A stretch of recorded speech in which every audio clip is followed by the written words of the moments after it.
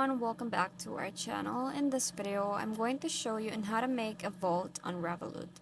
So first thing we're going to need to do is just open the application and then log in if needed. And once you're logged in and in here on the homepage of Revolut, you can see that there is vaults beside the crypto, so we'll just have to tap on that one.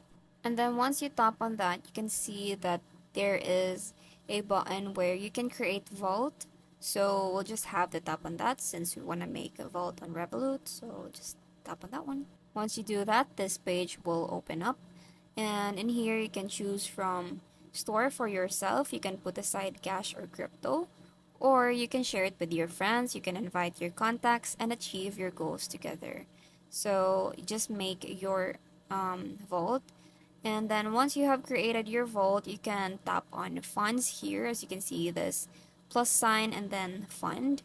So we'll just tap on that one so that we can add funds to our vault. So let's try, for example, this one.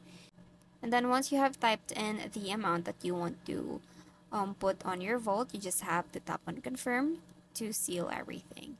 And that's it. I hope you find this video helpful. Thank you for watching, and I'll see you in the next one. Bye!